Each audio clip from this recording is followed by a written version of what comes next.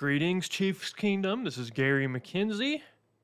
Back at you again for another episode of Gridiron Lines here on RGR Football Network. So, welcome. If this is your first time here, happy to have you here. And this is RGR Football. I work with Ryan, Dan, and Seth. They make really good Chiefs YouTube content. So if you want to follow Chiefs content on YouTube, this is the place.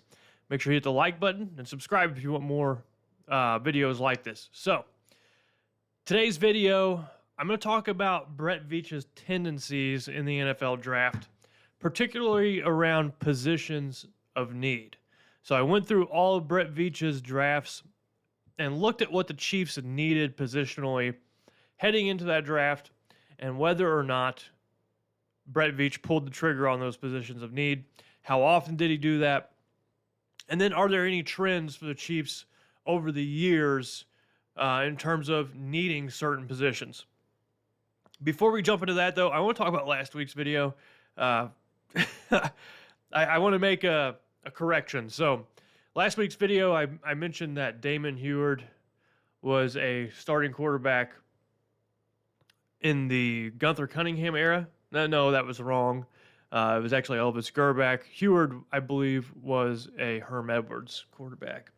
So he came after the Dick Vermeil area.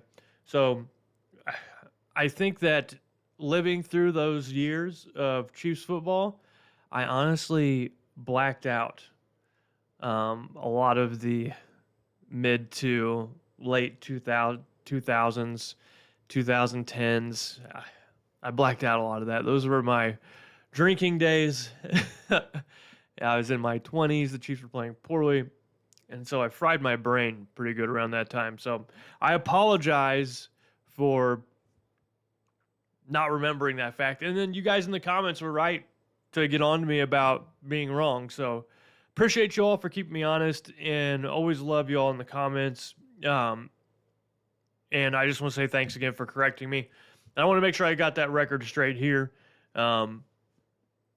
But once again, I want to say thank you. So looking at positions of need. So Brett Veach's first draft with the Chiefs where he was the general manager was in 2018. And in 2018, the Chiefs needed a cornerback position because if you remember that offseason or recently towards that offseason, they had traded Marcus Peters. And they were looking for his replacement. They also had a need for inside linebacker, defensive line, and safety. Moving to 2019, the Chiefs' needs were cornerback, again, edge rusher, safety, linebacker, and offensive line. So after losing Marcus Peters, the Chiefs, I believe, were still trying to find someone to fill that cornerback role and kind of take over a starting position and give them some stability.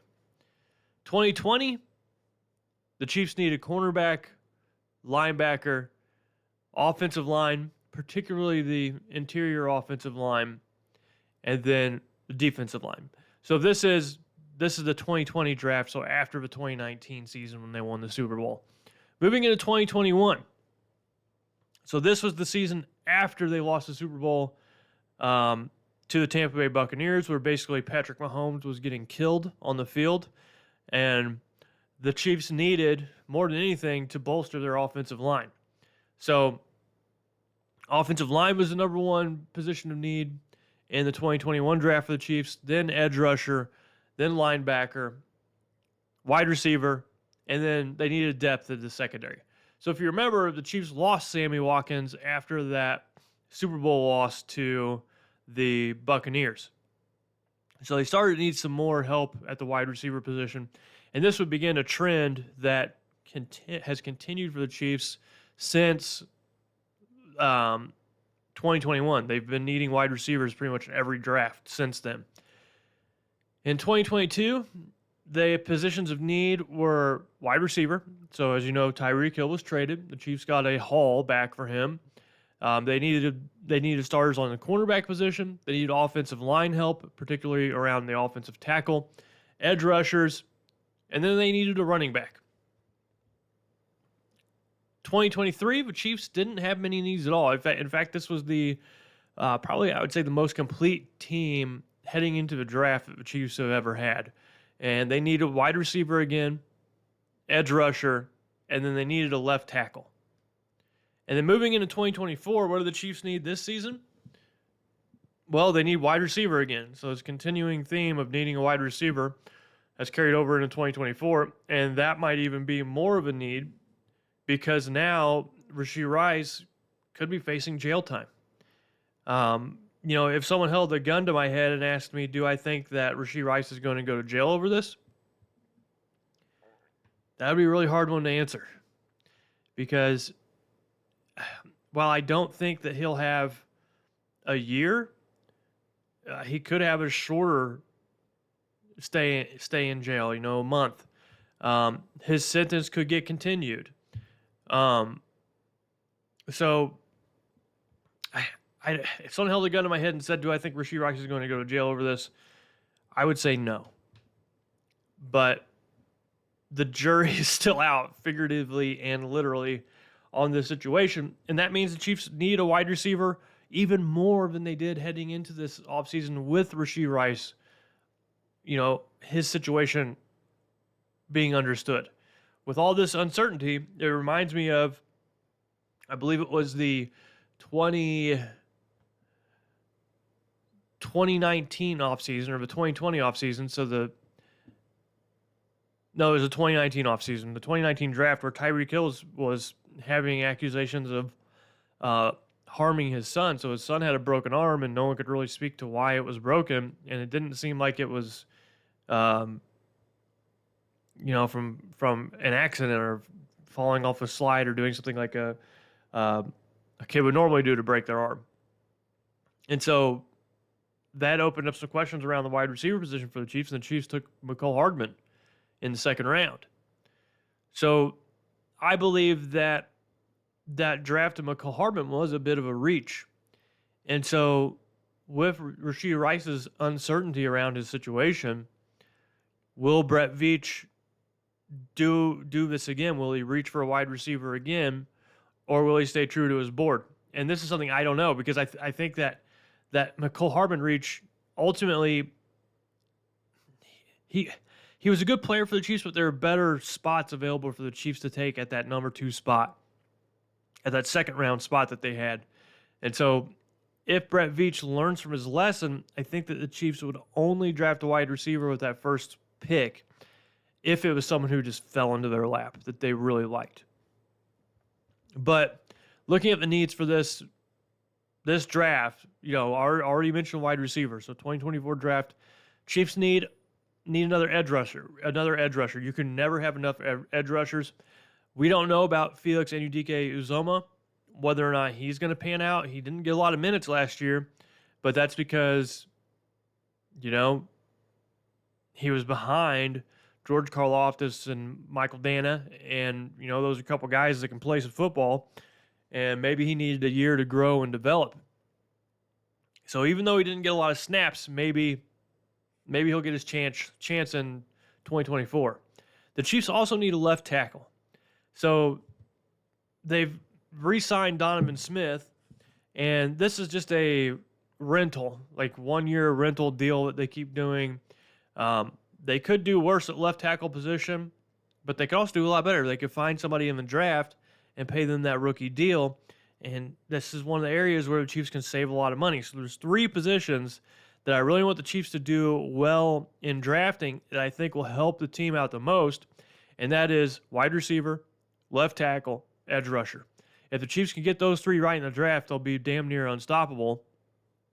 And they'd save a ton of money too, because those are 3 of the highest paid positions on any team, aside from the quarterback. So those are the areas I want to see the Chiefs do well in the draft, but you never know.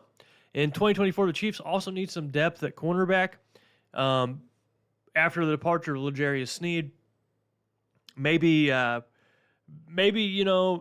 Watson and Joshua Williams can step in and fill that role, but I also want to see them continue to try to bring in somebody new, because I'm not 100% on both of those guys. I like them, but they're definitely going to be a step down from what L'Jarius Sneed brought to the table. The Chiefs also need some depth on the defensive line, so they've continuously, year after year, been signing defensive tackles to pair next to Chris Jones to one-year deals. Then been getting rotational level guys, development level guys to step in, and it would be pretty wicked if the Chiefs' defensive interior had another guy that could get after the quarterback just a little bit. And pairing him with Chris Jones and George Karlaftis and whoever else is playing the other edge position, that would be awesome.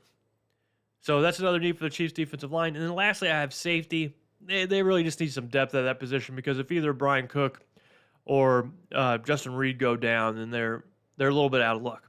So over all these years where Brett Veach has been the general manager of the Chiefs, what are the trends for positions of need? How often is a certain position lacking?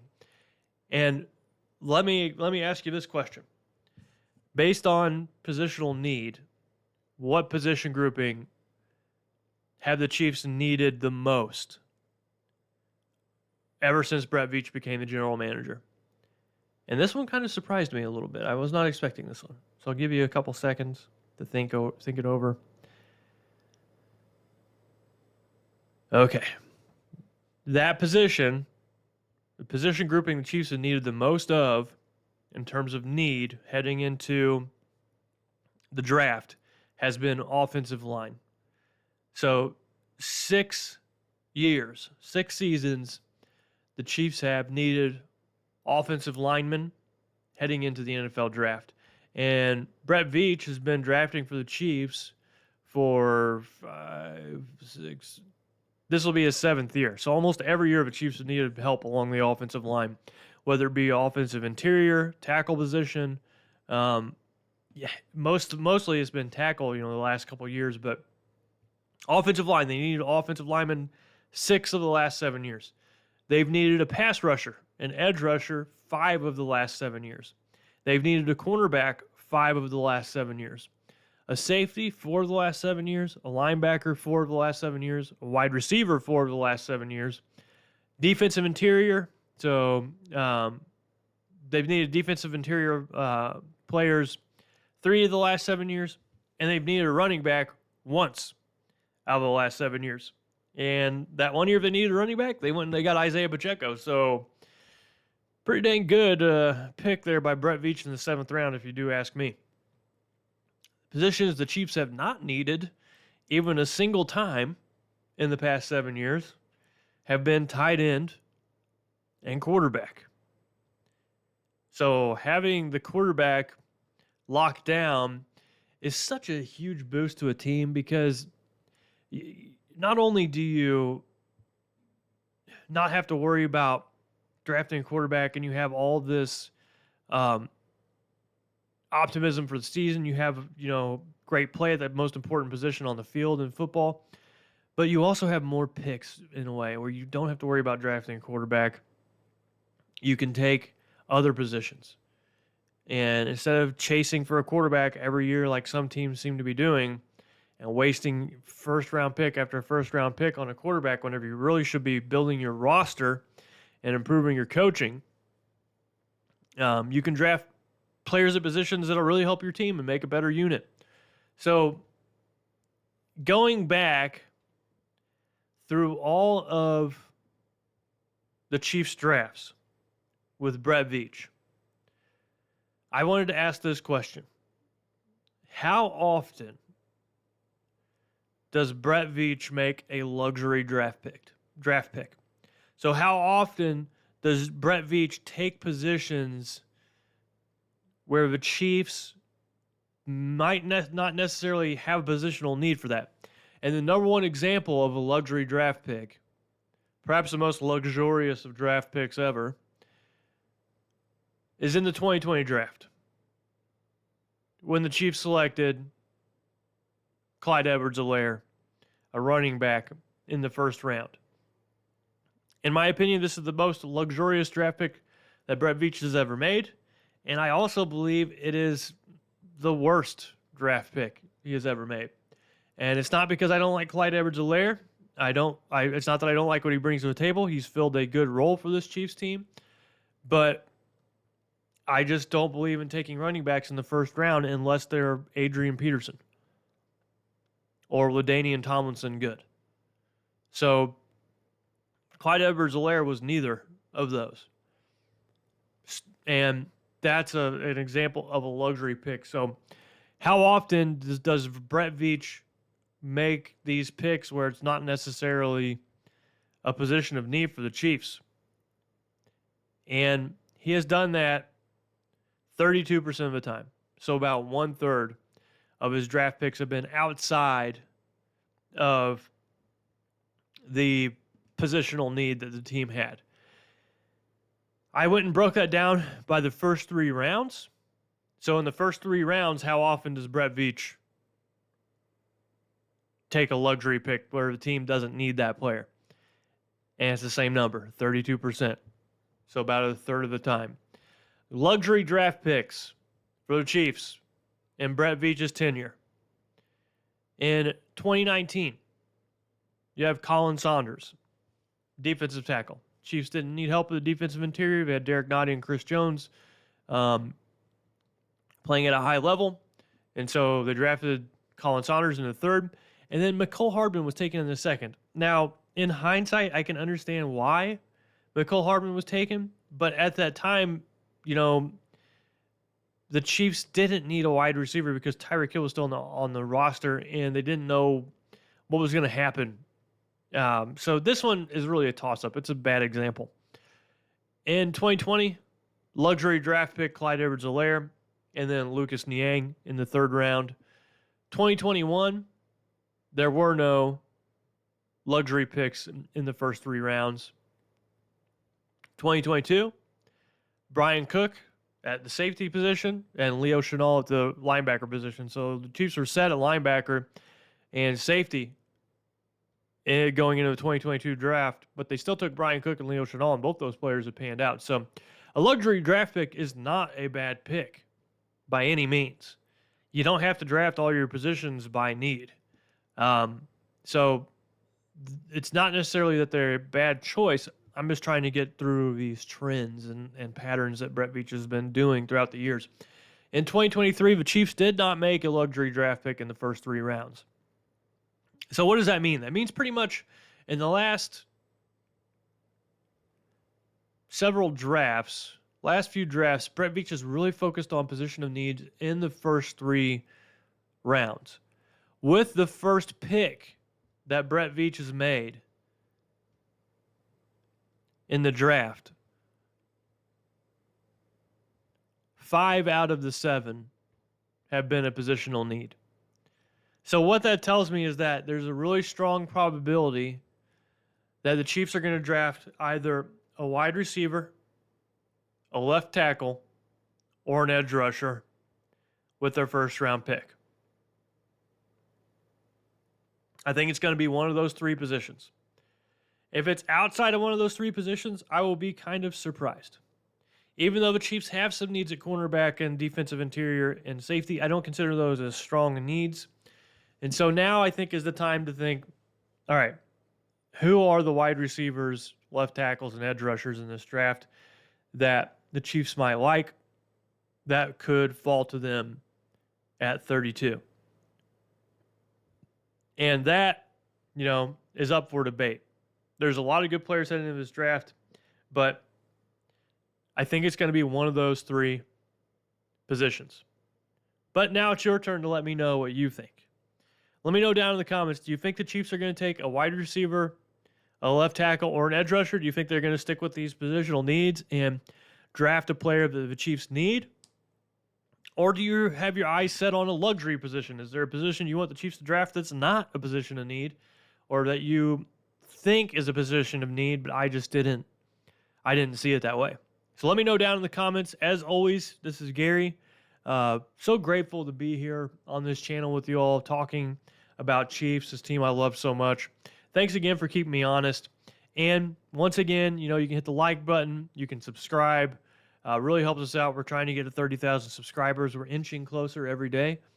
And just want to say I really appreciate y'all. With that, the draft is creeping up on us, so should be an exciting time, and I'm really hoping the Chiefs can find one of these 3 positions. But that's it. This is Gary signing out. Take it easy. Thanks for watching this video from the team at RGR Football. Click these videos to see more and subscribe to RGR Football.